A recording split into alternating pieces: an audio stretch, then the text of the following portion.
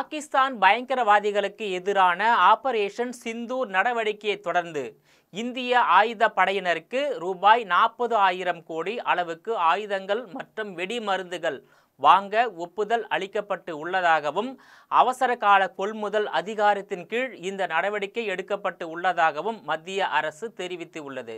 அவசர கால கொள்முதல் அதிகாரத்தின் கீழ் பாதுகாப்பு படையினருக்கு தேவையான ஆயுதங்கள் மற்றும் வெடிமருந்துகள் வாங்க மத்திய அரசின் பாதுகாப்பு கையகப்படுத்துதல் கவுன்சில் ஒப்புதல் அளித்து உள்ளதாக பாதுகாப்பு அமைச்சக அதிகாரிகள் தெரிவித்து உள்ளனர்.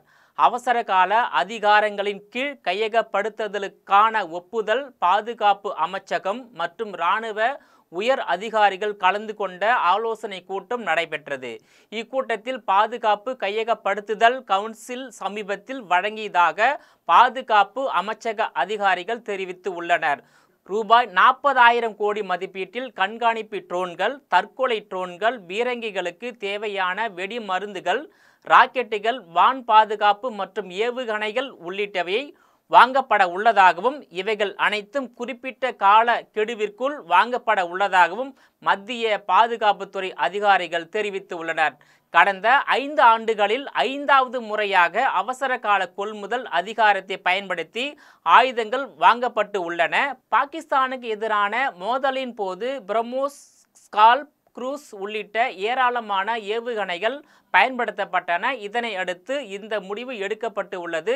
இந்த முடிவை ஆயுத படைகள் செயல்படுத்த உள்ளன. அவர்களுக்கு பாதுகாப்பு படை நிதி குழுவினர் அறிவுரை வழங்குவார்கள் என்றும் இது தொடர்பாக பொதுத்துறை மற்றும் தனியார் துறையினரிடம் பாதுகாப்புத்துறை அதிகாரிகள் ஆலோசனை நடத்தி உள்ளனர் என்றும் தெரிவித்து உள்ளனர். பாகிஸ்தானில் உள்ள இலக்குகளை தாக்க பயன்படுத்தப்பட்ட ரேம்பேஜ் ஏவுகணைகள் தற்போது வாங்கப்பட உள்ளன.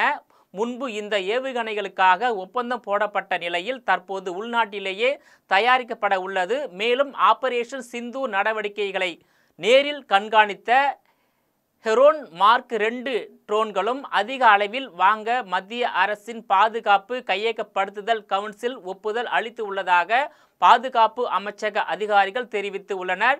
ட்ரோன்களை கண்டுபிடிப்பதற்கான ரேடார்கள் தொடர்பான ஒப்பந்தத்தை பொதுத்துறை நிறுவனமான பெல் நிறுவனத்திற்கு கிடைக்கும் என எதிர்பார்க்கப்படுகிறது.